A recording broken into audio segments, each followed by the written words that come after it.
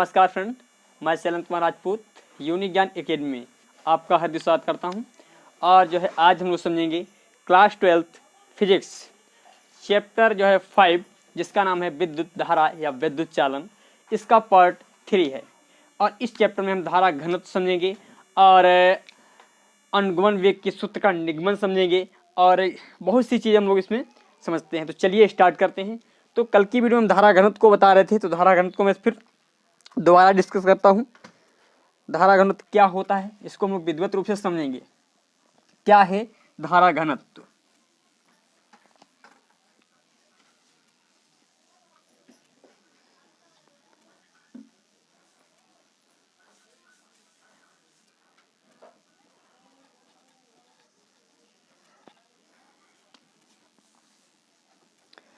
तो डालेंगे धारा घनत्व हेडिंग क्या है।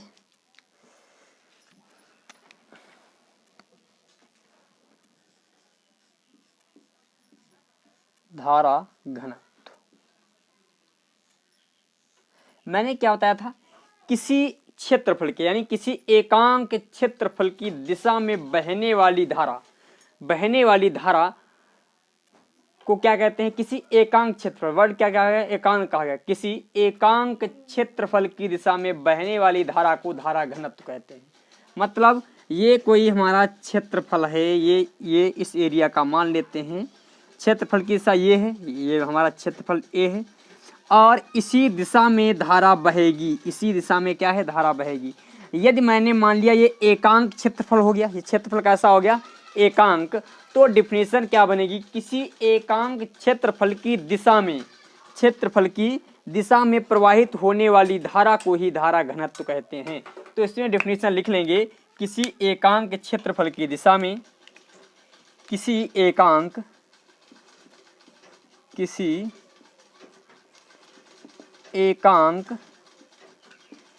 क्षेत्रफल की दिशा में प्रवाहित होने वाली धारा, क्षेत्र की दिशा में प्रवाहित होने वाली धारा को धारा घनत्व कहते हैं। इसे जैसे प्रदर्शित करते हैं, इसे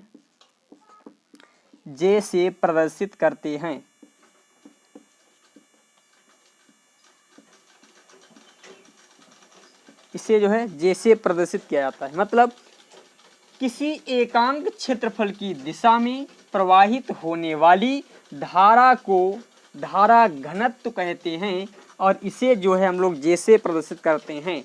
यदि मान लें, यदि किसी क्षेत्रफल ए में यदि किसी पृष्ठ का क्षेत्रफल ए है तथा उसमें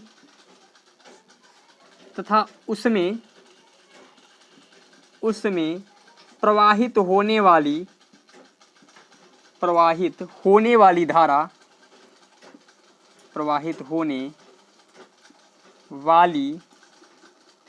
धारा आई हो, तो धारा घनत्व क्या होगा भैया, तो J बराबर होता है क्या, यहाँ से लिखेंगे I/A। यहाँ से मैंने इसीलिए बताया था, जो ऊपर वाली जो परिभाषा लिखी है इस वाले फार्मूले से लिखी गई है। J बराबर I/A और एक ही जगह पर यदि हम A बराबर क्या रख दें, 1 रख दें, तो J बराबर क्या आ जाएगा, I। तो इसीलिए मैंने लिखा था किसी एकांक, यानी एक मतलब एकांक, किसी एकांक क्षेत्रफल की दिशा में, किसी एकांक क्षेत्रफल की दिशा की ओर, क्षेत्रफल की दिशा में प्रवाहित होने वाली धारा को हम लोग क्या कहते हैं, धारा घनत्व कहते हैं। ठीक है, ये चीज समझ में आ गई, क्या लाता है धारा घनत्व। अब हम लोगों ने J बराबर I/A लिखा। तो अब यहाँ से मैं कुछ चीज़ों को कांस्टेंट करता हूँ। देखें, इसका यदि मात्रक और विमा देखें तो मात्रक क्या होगा, तो सबसे पहले इसका मात्रक मात्रक लिखते हैं। मात्रक क्या हो जाएगा, तो J बराबर क्या होता है, I अपान A होता है। तो I यानी एम्पियर है, एम्पियर है धारा है, और A क्या है, मीटर। तो इसका मात्रक हो जाएगा एम्पियर, एम्पियर प्रति मीटर स्क्वायर। इसका जो मात्रक हो जाएगा एम्पियर प्रति मीटर स्क्वायर। किसका, यानी धारा का जो मात्रक है एम्पियर प्रति मीटर स्क्वायर है।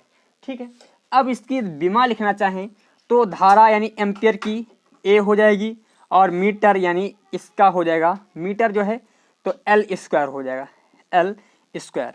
तो यहाँ से इसकी जो विमा आएगी L की पावर -2A, इसकी जो विमा निकल के आई ये हमारी आ गई। ये हुआ इसका मात्रक और ये हुई इसकी विमा। विमा और मात्रक तो पता हो गया। और मैं आपको बता दूं, धारा घनत्व एक सदिश राशि होती है, क्योंकि इसमें दिशा पहले से ही निर्धारित की गई है, क्षेत्रफल की दिशा। इसमें जो है दिशा को पहले से ही निर्धारित कर दिया गया है, क्षेत्रफल की दिशा। तो ये कैसी राशि होती है, सदिश राशि होती है। तो एक पॉइंट लिख लेंगे, धारा घनत्व एक सदिश राशि होती है। धारा घनत्व एक सदिश राशि होती है, एक सदिश राशि होती है। धारा घनत्व क्या होती है, एक सदिश राशि होती है। ठीक है, यहाँ तक ये पॉइंट सभी क्लियर हैं। अब इसके पश्चात अभी मैंने जो फार्मूला निकाला था, क्या निकला था, J बराबर IA। J बराबर क्या था हमारा, IA, I अपान A था। J बराबर क्या था, I अपान A। यदि मैं यहाँ से J A बराबर लिख दूँ I, और यहाँ पर J मान लेते हैं, यदि J को अब की बार क्या कर दें, हम नियत कर दें। यदि हमारा J नियत हो जाएगा तो I बराबर A आ गया। I बराबर क्या आ गया, A। तो जब J नियत हो जाएगा तो इस वाले फार्मूले से देखें, इस वाले फार्मूले से क्या लग रहा है, I प्रोपोर्शनल, जो है इस वाले फार्मूले से, इस फार्मूले से I प्रोपोर्शनल A लग रहा है, यानी I प्रोपोर्शनल A। अब मान लेते हैं I1 प्रोपोर्शनल A1 हो जाएगा, इसी प्रकार I2 प्रोपोर्शनल A2 हो जाएगा। तो एक फार्मूला यहाँ से बन करके आ जाएगा, I1 अपान I2 यूकेल A1 अपान A2। कब ये फार्मूला इस स्थिति में पूछा जाएगा, कहीं पर दो पृष्ठों का क्षेत्रफल दे रखा होगा। मान लेते हैं कैसा क्वेश्चन पूछेगा, कह देगा किसी पृष्ठ का क्षेत्रफल इतना है और उससे प्रवाहित होने वाली धारा इतनी है, उससे प्रवाहित होने वाली धारा इतनी है। किसी दूसरे पृष्ठ का क्षेत्रफल इतना है तो उससे प्रवाहित होने वाली धारा का मान ज्ञात कीजिए, उससे प्रवाहित होने वाली धारा का मान ज्ञात कीजिए। तो इस वाले फार्मूले से हम निकाल सकते हैं धारा, कब, जब क्षेत्रफल दिया हो तब। ठीक है, अब इसके बाद मैंने यहाँ पर किसे माना था, J को नियत माना था। अब मैं मान लेता हूँ, अब की बार इसमें मान लेता हूँ, नियत कर दें I को, या J, इसमें A को नियत कर देते हैं। J बराबर क्या था, I अपान A। और अब की बार मैं A को यानी क्षेत्रफल को यदि नियत कर दूं तो यहाँ से आ जाएगा J बराबर I, अर्थात J प्रोपोर्शनल I। तो J1 प्रोपोर्शनल I1 हो जाएगा, J2 प्रोपोर्शनल I2 हो जाएगा। तो यहाँ से जो फाइनल फार्मूला निकलेगा J1 अपान J2 यूकेल I1 अपान I2। इससे एक फार्मूला मिल गया। यहाँ से हम लोग धारा घनत्व कैसे निकालेंगे, कैसे, देखिए मान लेते हैं क्वेश्चन कैसा दिया हुआ, किसी क्षेत्रफल से गुजरने वाली धारा, किसी क्षेत्रफल का धारा घनत्व ये है, किसी क्षेत्रफल का धारा घनत्व ये है, जबकि जब उसमें से प्रवाहित होने वाली धारा का मान इतना है। किसी क्षेत्रफल का धारा घनत्व ये है, जब उसमें से प्रवाहित होने वाली धारा इतनी है। तो इतने क्षेत्रफल के लिए, इतने धारा घनत्व के लिए धारा का प्रवाह या धारा का मान कितना होना चाहिए, इस प्रकार के फार्मूले हम लोग प्रयोग में लाएंगे। ये नोट कर लीजिए क्योंकि ये बहुत इंपॉर्टेंट हैं। इस प्रकार के वेस्ट, इनसे वेस्ट जो मैं छोटे छोटे जो आपको लिखवा रहा हूँ, ये फार्मूले निकल करके आ रहे हैं, इनसे बहुत से क्वेश्चन आपको मिलेंगे। और एक फार्मूला और, अब की बार यदि मैं आई को नियत कर दूँ, यहाँ पर यदि मैं आई को नियत करूँ, देखिए J बराबर क्या था, I अपान A, और तो हो जाएगा JA बराबर I। अब मैं क्या कर दूँ, यदि हमारा I क्या हो जाएगा, कांस्टेंट हो जाएगा। I क्या हो जाएगा, कांस्टेंट हो गया। तो यहाँ से मान लेते हैं J1 A1 बराबर क्या है, I1 मान लेते हैं। इसी प्रकार J2 A2 बराबर I2 मान लेते हैं। इन दोनों को, अच्छा J2 I2, ये I क्या है, कांस्टेंट। I का मान बिल्कुल कांस्टेंट है, बदलेगा नहीं। तो इन दोनों को हम J1 A1 बराबर J2 A2 भी लिख सकते हैं। क्यों, क्योंकि आई का मान कांस्टेंट मतलब दोनों का मान क्या है, जब बराबर है। दोनों का मान क्या हो गया, जब आई का मान क्या हो गया है, यानी यहाँ पर भी आई है और यहाँ पर भी आई है, तो इस वाली आई का मान हमने यहाँ पर वैल्यू पुट कर दिया, तो ये फार्मूला निकलेगा। इन सभी फार्मूलों का उपयोग हम लोग आगे करेंगे, ध्यान रखें। अब देखें, अब डालेंगे अनुगमन वेग का सूत्र। अनुगमन वेग का सूत्र देखें कैसे निकालते हैं, अनुगमन वेग का सूत्र।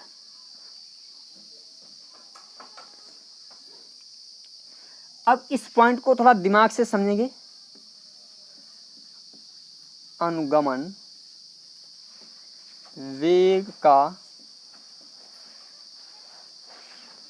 सूत्र, अनुगमन वेग का सूत्र। जैसे यहाँ पर क्या है, कोई चालक है, ये हमारा क्या है, कोई चालक है, और इधर भी कुछ ये हमारा क्या है, चालक ही है। इससे मैंने क्या किया, इस बाह्य बैटरी को जोड़ दिया, ये बाह्य बैटरी मैंने क्या की, जोड़ दी। तो इसमें वो थ्योरी तो आप लोग लिखना चाहें लिख सकते हैं। क्या लिखेंगे, किसी बैटरी को, किसी एक चालक को किसी बाह्य बैटरी से जोड़ते हैं तो उसमें बैटरी, उसके सिरों के मध्य विभवांतर उत्पन्न हो जाता है, उसके सिरों के मध्य विभवांतर उत्पन्न हो जाता है, और उसी विभवांतर के कारण चालक के भीतर एक प्रकार का वैद्युत क्षेत्र उत्पन्न होता है, और जिस वैद्युत क्षेत्र के कारण उस चालक में उपस्थित इलेक्ट्रॉन एक नियत वेग से चलने लगते हैं, एक नियत वेग से चलने लगते हैं। जो नियत वेग से, जो इलेक्ट्रॉनों का नियत वेग होता है उसे हम क्या कहते हैं, अनुगमन वेग, और इसे वीडी से प्रदर्शित करते हैं। और इलेक्ट्रॉन जब चलते हैं तो इन पर कुछ ना कुछ बल लगेगा। तो मान लेते हैं इलेक्ट्रॉन पर लगने वाला बल, भाई वैद्युत क्षेत्र के कारण लिखेंगे, वैद्युत क्षेत्र के कारण इलेक्ट्रॉन पर लगने वाला बल ई, बल F बराबर, क्योंकि पहले चैप्टर में मैंने आपको बताया था E बराबर क्या होता है, F बाई क्यू होता है। E बराबर क्या होता है, F बाई क्यू। तो F बराबर क्या निकल आएगा, क्यू ई। ये पहले चैप्टर में फार्मूला बताया था आवेश और वैद्युत क्षेत्र में। तो यहाँ से लगने वाला बल मैं F जो है मान लेता हूँ क्या हो जाएगा हमारा, क्यू ई, लगने वाला बल क्यू ई। परंतु यहाँ पर है क्या, हमारा इलेक्ट्रॉन है, तो F बराबर क्या हो जाएगा, F बराबर जो हो जाएगा हमारा स्मॉल ई, यानी इलेक्ट्रॉन और ई। ये चीज़ समझ में आ गई होगी, ये लगने वाला बल है। अच्छा, इस बल के कारण कुछ त्वरण उत्पन्न हो रहा है, इसी बल के कारण इलेक्ट्रॉन में क्या होता है, कुछ त्वरण उत्पन्न होता है, इसी बल के कारण इलेक्ट्रॉन में त्वरण उत्पन्न होता है। यानी इसी बल के कारण, इसी बल के कारण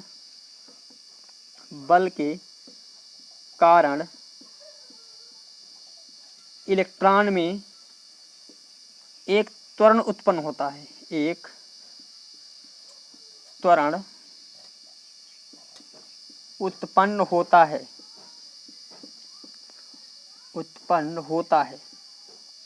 तो अल्फा मान लेते हैं, उत्पन्न होने वाला त्वरण क्या है, अल्फा, और अल्फा बराबर होता है F बाई एम होता है। अब F का मान यहाँ पर वैल्यू पुट कर दें तो अल्फा बराबर जो निकल के आ जाएगा हमारा ई बाई एम आ जाएगा, ई बाई एम आ जाएगा।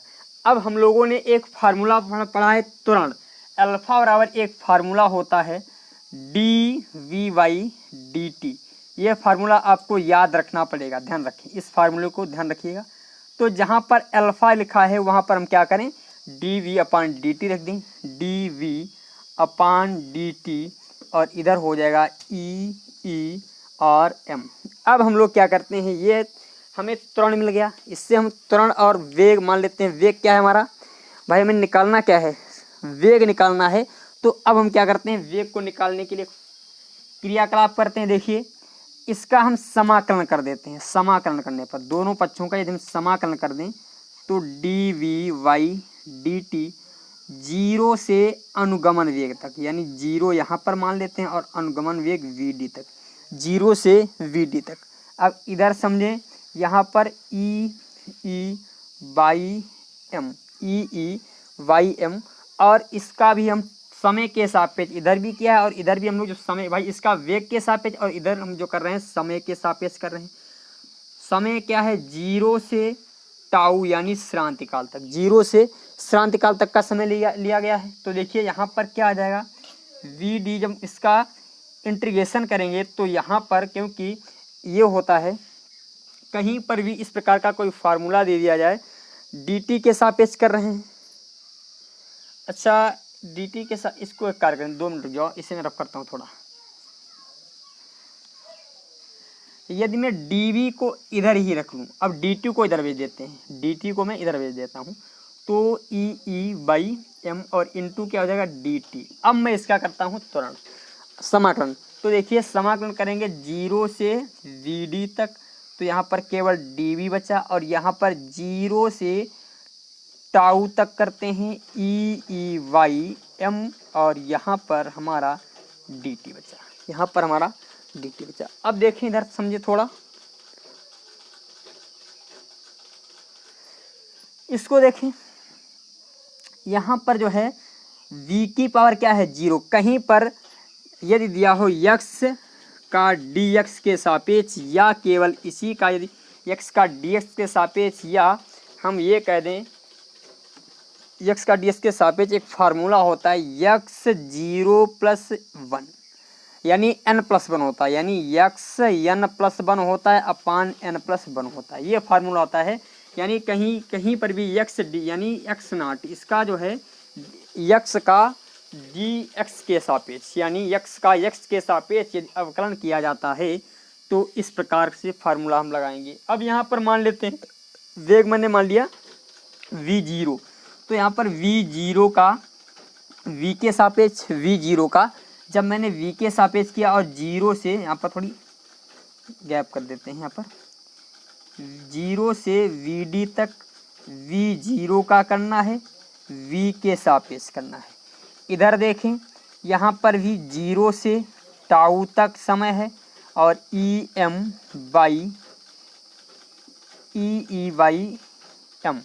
और यहाँ पर हो जाएगा हमारा dt, यहाँ पर क्या हो गया हमारा dt। अब देखें थोड़ा समझें इधर,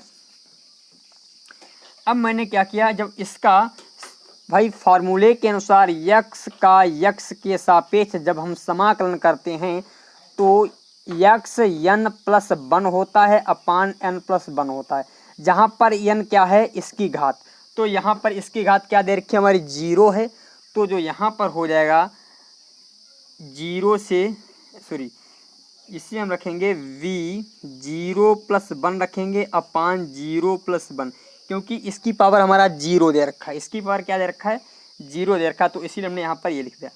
और लिमिट क्या है 0 से vd, 0 से अनुगमन वेग तक। इधर देखें कांस्टेंट वैल्यू जो है उसको जब हम बाहर निकाल लेंगे e/m को जब हम बाहर निकालेंगे तो 0 से टाउ और यहाँ पर क्या है मान लेते हैं t0 का यदि हम t के सापेक्ष कर दें, t0 का t के सापेक्ष करेंगे तो यहाँ पर भी अंततः जो हमें प्राप्त होगा e/m और यहाँ पर t0+1 हो जाएगा और यहाँ पर क्या हो जाएगा 0+1 और 0 से टाउ तक, 0 से टाउ तक। ये चीज़ आप लोगों के समझ में आई होंगी। फिर एक बार इसे 2-3 कम से कम 2 बार आप वीडियो को देखिए, आपको क्लियर हो जाएंगी चीज़ें। अब देखें यहाँ पर लिमिट जब हम रख देंगे, यानी लिमिट को रखने पर, लिमिट रखने पर अभी नहीं, अभी मत लिमिट को रखो, तो यहाँ पर अभी नहीं रखेंगे। देखिए v और 0 और 1 को जोड़ेंगे तो घात 1 ही रहेगी, तो मतलब यहाँ पर v ही रहेगा अपान क्या 1, तो 1 होने से कोई भी फर्क पड़ने वाला नहीं, मतलब v/1 का मतलब ही होता है v, तो यहाँ पर v/1 आएगा तो उसका मतलब v ही है 0 से vd तक। इधर देखें e/m और यहाँ पर क्या है भैया t0 यानी t की पावर क्या है 1 और t भाई 0 और 1 को जोड़ोगे तो आपका t की पावर 1 ही आएगा, नीचे क्या जाएगा 1। तो देखिए 1 का मतलब कोई है एक घात होती है वो हम लोग लिखते नहीं, एक घात को क्या करते हैं हम लोग लिखते नहीं, तो यहाँ पर केवल t आएगा, यहाँ पर क्या आ जाएगा भैया हमारा t आएगा। तो मतलब यहाँ पर हमने क्या कर दिया t लिखा केवल और लिमिट 0 से टाउ तक, 0 से टाउ तक। अब हमें क्या करना है, जो बड़ी लिमिट होती है उसे पहले लिखते हैं। तो वी डी क्या है, बड़ी है, तो वी की जगह पर पहले हम वी डी रख देते हैं और फिर वी की जगह पर 0 रख देते हैं। अब हम लोग लिमिट को वैल्यू पुट कर चुके हैं। यहाँ पर हो जाएगा ई एम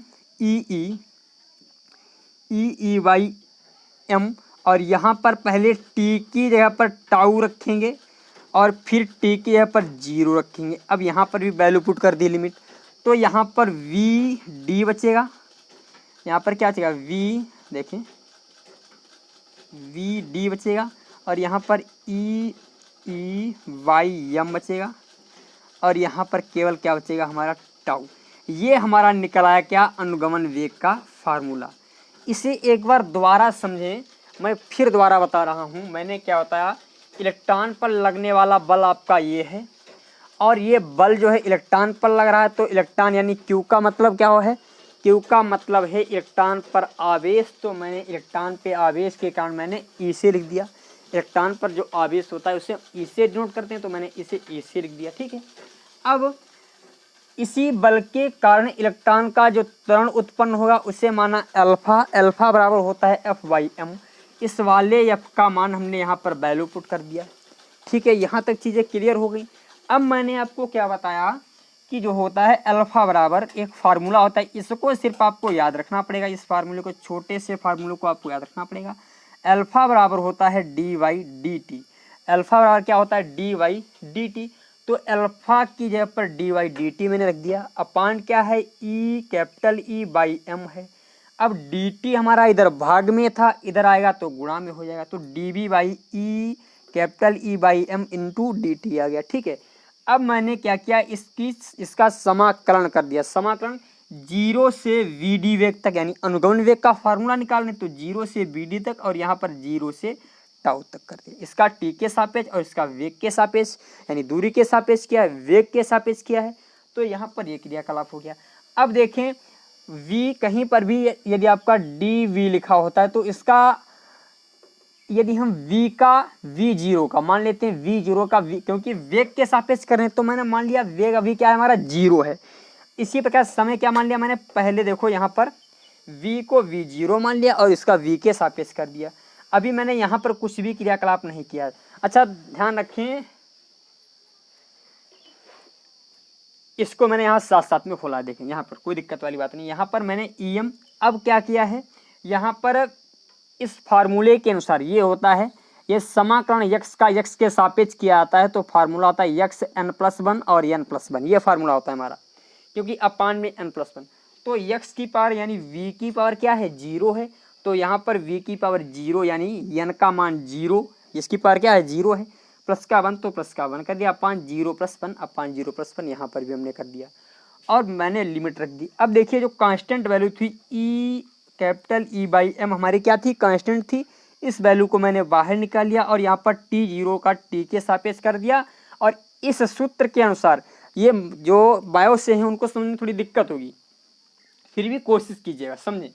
अब देखिए यहाँ पर तो t0+1 और यहाँ पर 0+1, अंततः जो हमें प्राप्त होगा t0। अब देखिए t0 क्यों, क्योंकि अभी मैंने बताया है यहाँ पर t और 0+1 यानी एक ही घात रहेगी, और ये t की पावर 1, क्योंकि यहाँ पर भी 1 ही रहेगा। अंततः जो हमें प्राप्त होगा t ही प्राप्त होगा, तो मैंने यहाँ पर इसीलिए t ही लिखा है। इसी प्रकार यहाँ पर भी हमें v ही प्राप्त होगा, तो मैंने यहाँ पर v ही रखा है।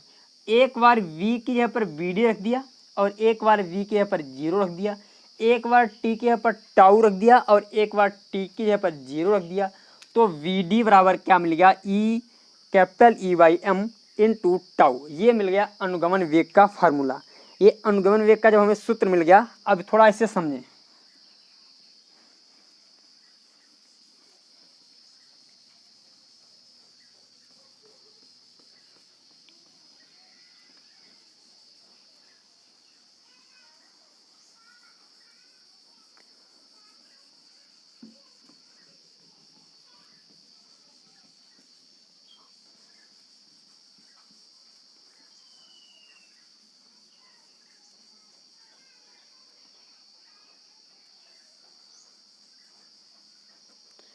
देखें यहाँ पर अभी जो मैंने वी डी बराबर निकाला था ई, कैपिटल ई बाई एम, और यहाँ पर निकला था टाउ, और ई बराबर हम लोगों को एक फार्मूला पता है वी वाई एल होता है। ये फार्मूला आपको पहले मिला होगा, पहले और दूसरे पार्ट में, ठीक है।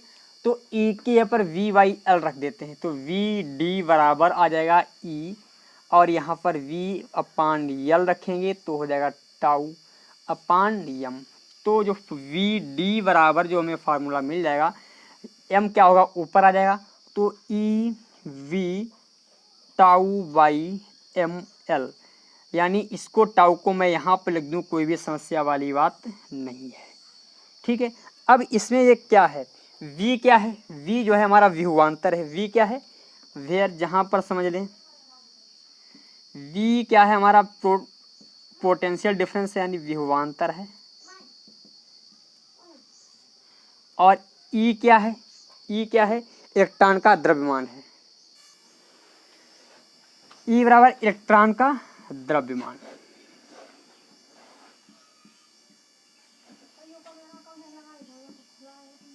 इलेक्ट्रॉन का द्रव्यमान ई और वी। और एम क्या है हमारा, एम क्या है भैया, ओ सॉरी एम है इलेक्ट्रॉन का द्रव्यमान, सॉरी यहाँ पर एम है इलेक्ट्रॉन का द्रव्यमान, ई नहीं एम, क्योंकि एम होता है द्रव्यमान इलेक्ट्रॉन का।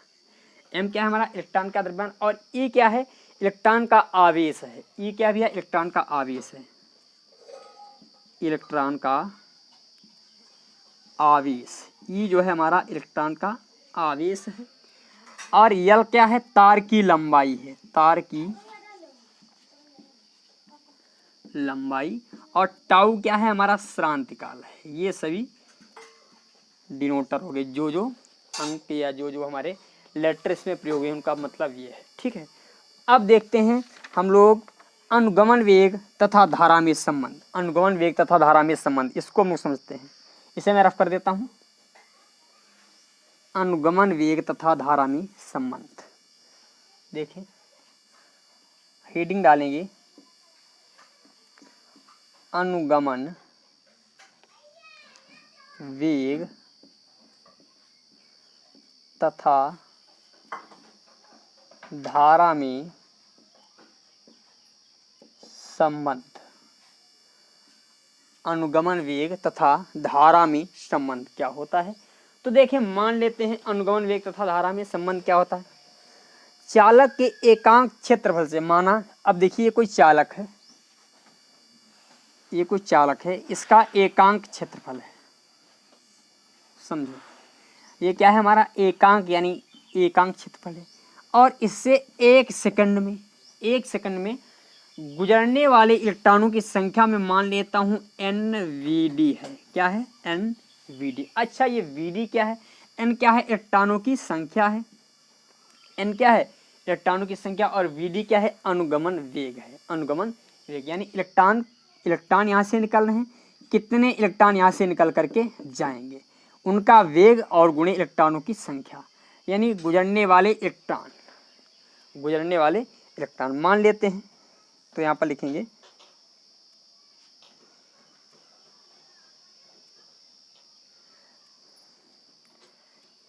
एकांक, चालक के लिखेंगे चालक के एकांक क्षेत्रफल से, मतलब एकांक क्षेत्रफल है, एकांक क्षेत्रफल से कितने इलेक्ट्रॉन निकलेंगे, तो मैंने मान लिया n इलेक्ट्रॉन निकल रहे हैं और उनका वेग क्या है VD है। एकांक क्षेत्रफल से जो निकलने वाले इलेक्ट्रॉन की संख्या n, तो मैंने निकलने वाले इलेक्ट्रॉन हमें निकालने, तो निकलने वाले इलेक्ट्रॉन, एकांक क्षेत्रफल से निकलने वाले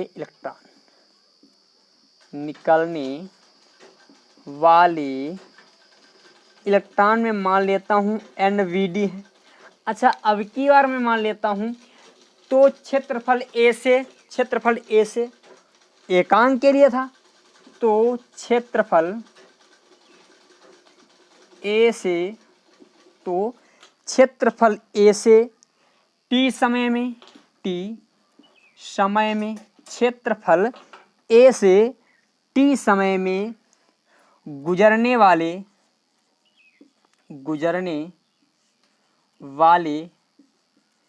इलेक्ट्रॉन क्या हो जाएंगे, क्षेत्रफल ए से जो टी समय में गुजरने वाले इलेक्ट्रॉन क्या हो जाएंगे, गुजरने वाले इलेक्ट्रॉनों का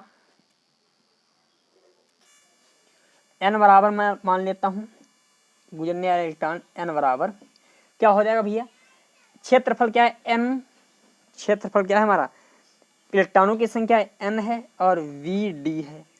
एकांक क्षेत्रफल तो मतलब उसमें था 1 से गुणा करते हैं 1 सेकंड की, तो अंततः जो हमें वैल्यू प्राप्त होती एन वी डी ही प्राप्त होती। तो यहाँ पर पहले तो हम ए से गुणा कर देंगे और समय क्या है हमारा टी है, तो एकांक जो है तो क्षेत्रफल ए से टी समय में गुजरने वाले इलेक्ट्रॉन क्या हो जाएंगे, एन ए वी और डी टी, यानी क्षेत्रफल ए से गुजरने वाले इलेक्ट्रॉनों की संख्या ये हो जाएगी। तो क्षेत्रफल ए से गुजरने वाले इलेक्ट्रॉनों की संख्या ये हो जाएगी। थोड़ा इसे समझें, मैंने क्या बताया, एकांक क्षेत्रफल था तो इतने एन वी डी इलेक्ट्रॉन गुजरे, एन वी डी मतलब, और अब मैंने बता दिया क्षेत्रफल क्या है ए, तो ए क्या कर दिया हमने, ए से गुणा कर दी, समय क्या है टी, तो टी से गुणा कर दी, तो गुजरने वाले इलेक्ट्रॉन क्या हो गए, N V D into A into T, तो गुजरने वाले इलेक्ट्रॉन हो गए N A V D T, N A V D T, ये हो गए गुजरने वाले इलेक्ट्रॉन कब, क्षेत्रफल ए से टी समय में जो इलेक्ट्रॉन गुजरेंगे उनकी ये संख्या है। तो इन इलेक्ट्रॉनों के कारण, तो इन इलेक्ट्रॉनों के कारण, इन इलेक्ट्रॉनों के कारण उत्पन्न आवेश, उत्पन्न आवेश Q है। मान लेते हैं आवेश क्या है इनका, Q है, तो Q बराबर फार्मूला क्या होता है, Q बराबर होता है Ne, तो ये N का मान दे रखा है, तो देखिए यहाँ पर N का मान रख देंगे, Q बराबर हो जाएगा NaVdT, NaVdT इंटू ई, NaVdT इंटू ई, ये हमें क्या मिल गया, आवेश मिल गया। अब हमें आवेश मिल गया है, अब हमें निकालना क्या है, धारा घनत्व और धारा और अनुगमन वेग में संबंध। तो धारा क्या हो जाएगी, तो धारा I बराबर क्या होता है, Q बाई टी होता है, धारा I बराबर क्या होता है, फार्मूला Q बाई टी। तो देखिए यहाँ पर I की जगह पर हम लोग क्या करेंगे, जहाँ पर Q दे रखा है I बराबर Q बाई टी है, तो Q का यदि हम मान रख दें तो N और यहाँ पर क्या हो जाएगा A V D T into E by T, T से टी क्या होगा हमारा कट जाएगा, तो जो धारा का मान आ जाएगा, तो धारा बराबर हमारी आ जाएगी NaVdT, तो धारा का मान इतना आ गया, ये हमारा क्या आ गई भैया, ये जो है हमारी धारा आ गई। अच्छा, अभी मैंने एक फार्मूला और पढ़ा है, हमें निकालना क्या है, धारा तथा अनुगमन वेग में, और इसी में यदि कह दे धारा घनत्व में संबंध निकालिए, यदि कह दिया जाए तो धारा घनत्व तथा अनुगमन वेग में, ये तो हो गया किसमें, धारा तथा अनुगमन वेग में संबंध। यहाँ पर लिख लेंगे धारा तथा अनुगमन वेग में संबंध, अनुगमन वेग में संबंध हो गया। यदि इसने कह दिया धारा घनत्व तथा अनुगमन वेग में संबंध बताइए, यदि इसने कह दिया अनुगमन वेग तथा धारा घनत्व में, तो धारा घनत्व J बराबर क्या होता है, I अपान A होता है, I अपान A होता है। अब इस वाले I का मान उठा करके यहाँ पर वैल्यू पुट कर दो, तो देखिए यहाँ पर क्या हो जाएगा, NaVdEY हो जाएगा, और A से A क्या हो जाएगा, कट जाएगा, तो J बराबर हमारा आ जाएगा NaVdE, ये क्या आ गया भैया, हमारा जो आ गया ये किसके लिए फार्मूला आया, धारा घनत्व तथा अनुगमन वेग में संबंध, धारा घनत्व तथा अनुगमन वेग में संबंध।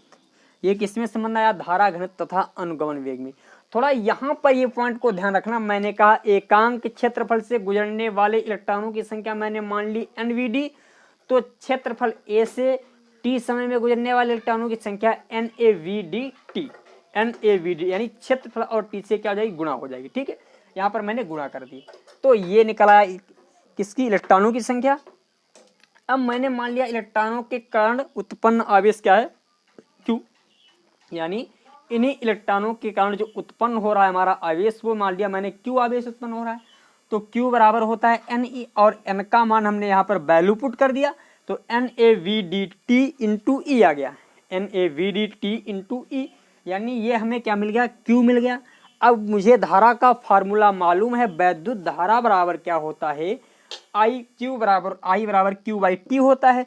तो मैंने इस वाले Q का मान यहाँ पर वैल्यू पुट कर दिया, तो T से T क्या हुआ हमारा, कट गया, तो I बराबर NaVdE आ गया, जो कि क्या है, धारा तथा अनुगमन वेग में संबंध है। जो हमारा धारा और अनुगमन वेग में संबंध है, ये किसमें, धारा और अनुगमन वेग में, दोनों में संबंध है हमारा। और हमें निकालना पड़ जाए कि धारा घनत्व और धारा किसमें निकालना पड़ जाए, धारा घनत्व और अनुगमन वेग में, तो ये वाला फार्मूला हम निकालेंगे। आज की वीडियो यहीं तक, फिर मिलते हैं अगली वीडियो में, तब तक के लिए आपको नमस्कार। और आप जाने से पहले आप मुझसे थोड़ी सी गुजारिश, यदि आप चैनल पर नए हैं तो हमारे चैनल यूनिक ज्ञान एकेडमी को पहले सब्सक्राइब करें। और यदि आप विधिवत रूप से फिजिक्स की तैयारी करना चाहते हैं, बोर्ड एग्जाम को कुछ क्रैक करना है, आगे कुछ करना है, तो प्रत्येक वीडियो को विधिवत रूप से ध्यान से समझिए। और मैं आपको बता दूं, अभी ये इंटर लेवल तक की, मैं झूठ बोलने की जरूरत नहीं, ऐसे नहीं जो है GMAN IIT ये सब लिख देते हैं, ये गलत होता है। अभी इंटर लेवल तक, हाँ ये मैं बिल्कुल कहूँगा, यही जो है आपको मिलेगा, क्योंकि यदि ये आपका बेसिक है, यदि आपका ये बेसिक ठीक हो गया तो GMAN IIT GCAP ये सभी एग्जाम आप लोग हवा में निकाल देंगे। तो पहले बेसिक क्लियर कीजिए, और ये जो यहाँ पर पढ़ाया जा रहा है बिल्कुल एक एक चीज़ क्लियर करके पढ़ाई जा रही है। और मैं आपको बहुत जल्द ही जो परीक्षाओं के लिए बहुत महत्वपूर्ण होगी फिजिक्स, उसको लाने वाला हूँ। तो फिर मिलते हैं अगली वीडियो में, तब तक के लिए आपको नमस्कार, थैंक यू।